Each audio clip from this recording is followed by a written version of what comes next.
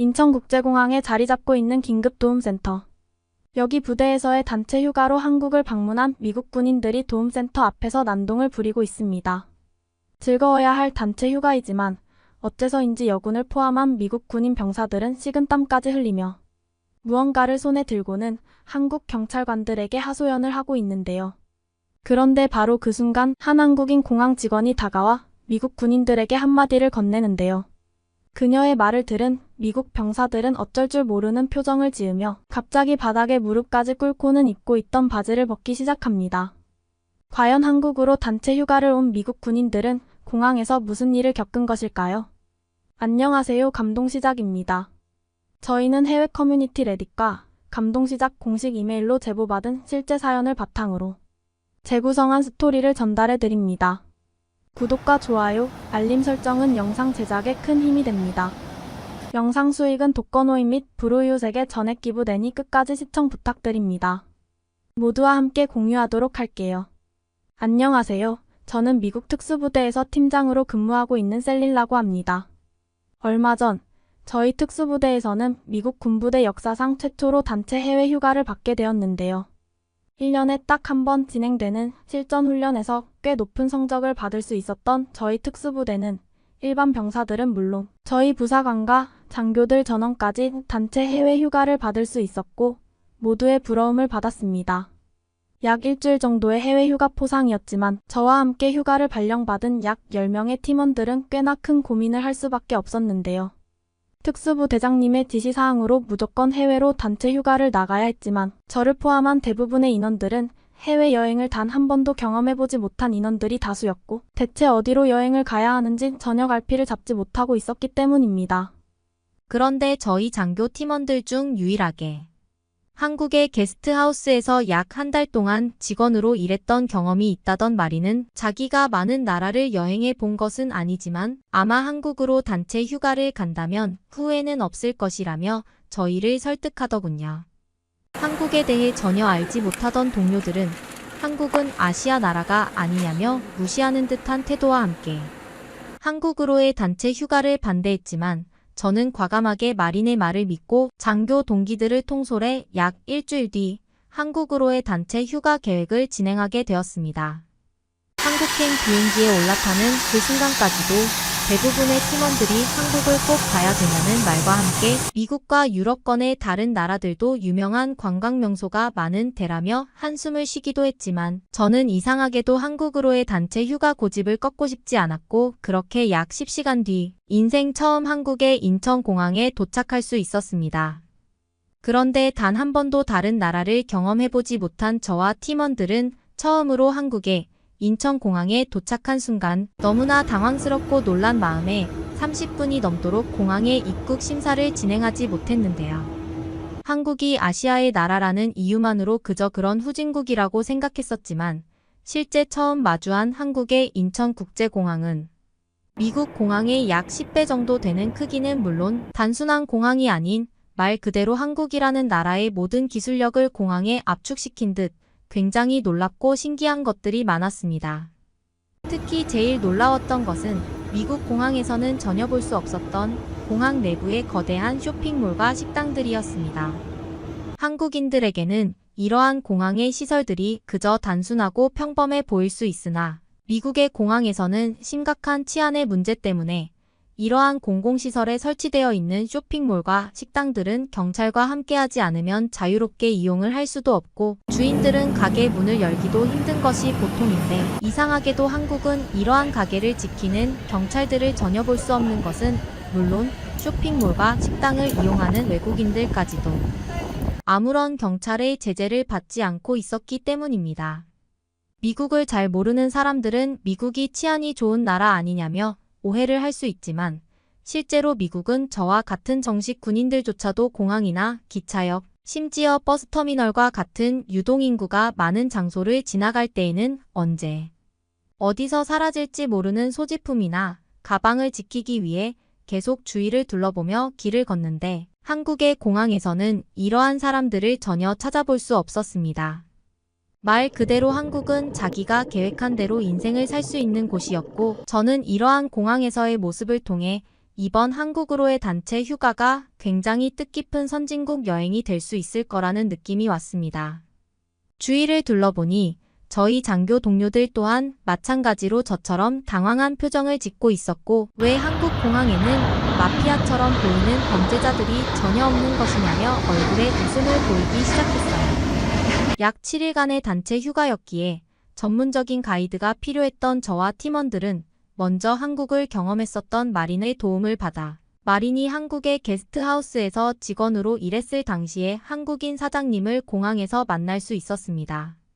비수기 시즌이기에 지금은 게스트하우스를 잠시 직원에게 맡기고 쉬고 있다던 마린의 한국인 친구 현수 씨는 군복을 입고 있는 저와 동료들을 보더니 마린과 같은 군인이냐며 놀라워하셨고, 저희는 반가운 인사를 나누며 약 7일간의 한국 여행에 동참하게 되었죠. 그런데 현수 씨와 간단히 한국 공항의 카페에서 여행 계획에 대한 이야기를 나누던 도중 갑자기 저희 장교 팀원 중 한 명이 다리가 이상한 것 같다며 울부짖기 시작했습니다. 설마 하는 마음에 저는 팀원의 군복 바지를 올려보았고, 아니나 다를까 약 한 달 전 훈련을 하던 도중 다쳐서 깁스를 했던 다리가 대체 무슨 이유 때문인지는 몰라도 엄청나게 부은 상태로 달리 붕대에 압박당하고 있었고, 저는 너무 당황스러운 마음에 어떻게 해야 되나 순간적인 고민에 빠지게 되었습니다. 아무리 살펴봐도 주위에 병원이라고 할 만한 시설은 전혀 보이지 않았고, 이미 공항을 어느 정도 빠져나와 출구에 있던 카페였기에 더더욱 의료 지원의 도움을 받을 수 있는 시설은 찾아볼 수가 없었죠. 저는 미국 부대에서 배웠던 구급법을 통해서 일단은 강제적으로 팀원의 깁스를 제거하고 혈액순환을 최우선으로 하려고 했으나, 깁스가 다리에 너무 강하게 고정되어 있어서 손으로 제거하는 것은 불가능에 가까웠습니다. 그런데 바로 그때 저희를 바라보고 있던 현수 씨가 어딘가로 전화를 걸더니 다리가 아픈 동료를 업고 자신을 따라오라며 눈앞의 지하도 계단을 내려가기 시작했습니다. 지하로 내려가서 차를 타봐야 이동 시간만 길어질 뿐 동료의 다리에 압박감만 더해진다는 생각에 저는 순간적으로 화가 치밀어 올랐고, 앞서 가고 있던 현수 씨에게 지금 차를 타봐야 소용이 없는데 뭐하러 지하로 뛰어가는 것이냐며 고함을 지르고 말았죠.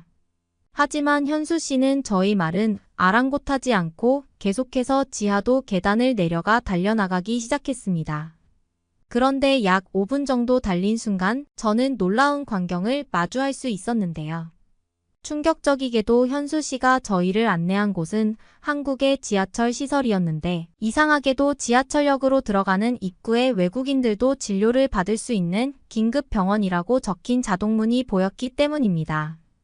상식적으로 생각해봐도 지하철과 공항이 연결되어 있을 수가 없는데, 저는 어떻게 지하철의 입구로 온 것인지 기가 막힐 지경이었고 머릿속이 복잡했지만 일단은 동료를 치료해야겠다는 생각에 현수 씨를 따라 지하철 긴급병원으로 들어간 뒤 저희의 군인 여권을 보여주고 다급한 치료를 지하철 직원분에게 부탁했습니다. 저와 동료들은 다리가 아픈 팀원의 치료를 기다리며 병원 밖을 빠져나와 어떻게 지하철 입구에 이런 치료시설이 있지라는 생각에 놀라운 표정을 지으며 계속해서 주위를 둘러보기 시작했어요. 한참 동안 놀란 표정을 지으며 구경하던 그 순간 저희를 가이드해 주시던 현수 씨가 병원 밖으로 나오더니 동료는 미국 병원에서의 잘못된 깁스 방법으로 혈액순환에 문제가 생긴 단순한 증상이었으니 걱정하지 말라는 말과 함께 외국인들의 유동인구가 많은 한국의 지하철 몇몇 곳에는 이처럼 지하 긴급병원이 건설되어 있다는 도저히 믿지 못할 이야기를 해주시더군요. 지하철과 공항이 그저 단순한 지하도와 엘리베이터로 연결된 한국의 도시 인프라도 믿을 수 없을 정도로 충격이었으나, 유동인구가 많은 지하철역에는 치료를 받을 수 있는 긴급병원까지 있다니. 한국에서는 아무리 몸이 아파도 굳이 미국에서처럼 먼 거리를 이동해야 되는 위험을 감수할 필요 없이 근처의 병원을 방문하기만 하면 된다는 사실은 저와 동료들조차 진짜 후진국은 바로 미국이었다는 사실을 인정하고 말았습니다. 또한 다리가 아프다던 팀원은 미국 군병원 의사의 실수로 이상한 방법의 깁스를 하고 있었는데, 이러한 사고들마저도 미국이 얼마나 황당한 후진국 도시 인프라와 의료 시스템을 가졌는지 충분히 이해가 되는 지경이었죠.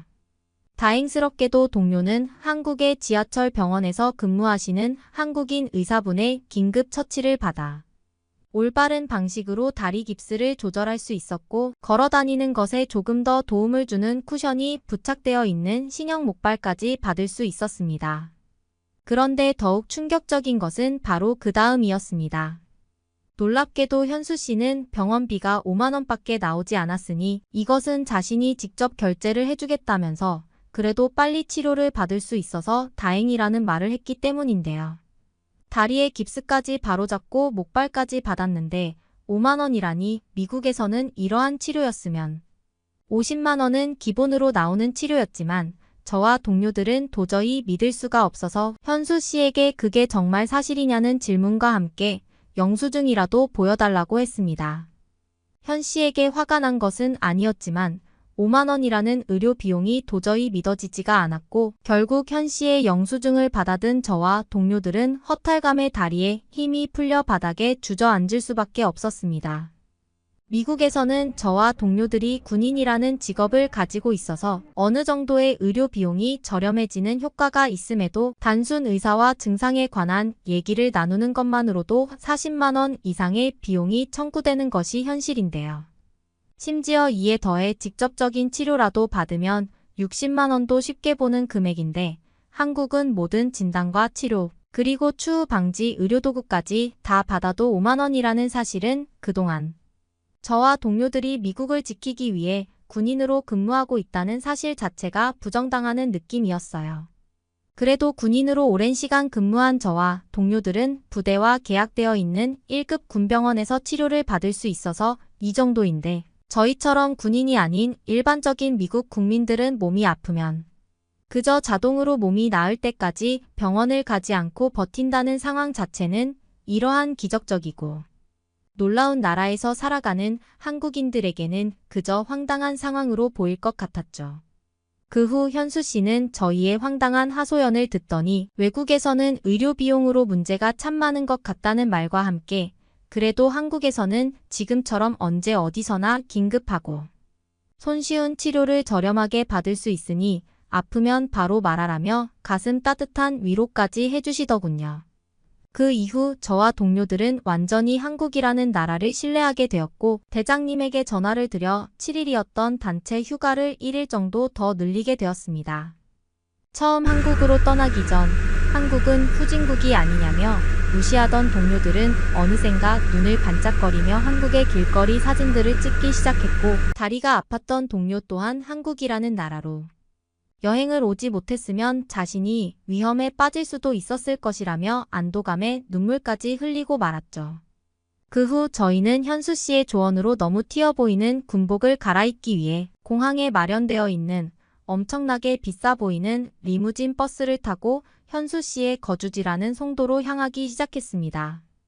현수 씨는 자신의 집에 아들이 같이 살아서 건장한 체격인 저희가 입을 수 있는 옷도 많이 있다는 말과 함께 자신의 집으로 저와 동료들을 초대했고 일단은 옷을 갈아입고 송도를 시작해 서울로까지 여행을 즐겨보자며 세부적인 가이드까지 해주시더군요. 그런데 동료들과 함께 한국의 리무진 버스를 타고 송도로 향하던 저는 창 밖으로 보이는 송도의 풍경에 그만할 말을 잃고 말았습니다. 미국에서는 보기 힘들던 도시와 풍경이 어우러진 모습은 물론 엄청나게 긴 호수의 옆으로 높게 솟아있는 한국의 빌딩들은 미국과는 비교도 되지 않는 인프라처럼 보이는 것이 확실했죠. 동료들도 어느 순간부터 저희 옆에 붙어 창밖으로 한국의 도시 풍경을 관찰하기 시작했고 몇몇 동료들은 곧바로 SNS 계정으로 송도의 풍경을 촬영해 업데이트하기까지 했습니다. 하지만 진짜 충격적인 상황은 바로 버스를 내린 다음부터였어요. 약 40분의 시간이 걸려 버스에서 내리게 된 저와 동료들은 이미 버스 정류장에 나와 있는 현수 씨의 아들분들의 도움을 받아 자가용으로 바꿔 탄 뒤 현수 씨의 거주지에 도착할 수 있었죠. 그런데 현수 씨는 저와 동료들에게 혹시 미국 부대에서 수영을 하는 법도 배웠냐면서 시간이 괜찮다면 자신과 아들에게 수영을 가르쳐 줄 수 있는지 물어보시더군요. 해상 훈련도 자주 했었던 저와 동료들은 기본적인 수영 방법은 알고 있었기에 시간도 많아서 흔쾌히 현수 씨의 제안을 수락했지만 도대체 어디서 수영을 하자는 것인지 이해가 되지 않았습니다. 미국의 경우 수영장을 이용하려면 전문 체육센터가 모여 있는 지역으로 차를 타고 2시간 정도는 가야만 있거나 다소 더럽게 관리되고 있는 군부대 훈련 수영장을 이용해야만 가능했는데 현수 씨의 차를 타고 가며 주위를 살펴보니 수영장으로 보일 만한 건물은 그 어디에도 없었기 때문이죠. 그런데 바로 그 순간 저희가 타고 있던 자동차는 지하로 들어가게 되었고 이내 차를 주차한 뒤 현수 씨는 저희에게 집에서 옷을 갈아입고 수영장을 가면 되겠다면서 황당한 소리를 늘어놓기 시작했습니다. 저와 동료들은 이곳에서 다시 차를 타고 이동하기에는 시간이 부족하다고 생각해서 여기서 옷을 갈아입고 멀리 있는 수영장까지 가기에는 시간이 부족한 것 같다며 곤란한 표정을 보였으나 현수 씨는 저와 동료들의 말에 옅은 미소를 띠시더니 잔말 말고 따라오라며 자신이 책임을 지겠다고 하시더군요. 그 후 현수 씨의 집으로 들어가 간단하게 평상복으로 갈아입은 저와 동료들은 매우 비싼 가전제품과 풍경이 좋은 한국의 아파트에 완전히 마음을 빼앗겨 버렸고 그저 한국에서 살아가는 한국인들이 부러울 정도였습니다. 그런데 옷을 다 갈아입은 후 현수 씨는 이제 수영장으로 가자면서 뜬금없이 얇은 수영복 하나와 가디건을 입고 나왔고 저와 동료들은 현수 씨가 완전히 미쳤다는 생각에 그저 묵묵히 뒤를 따랐습니다.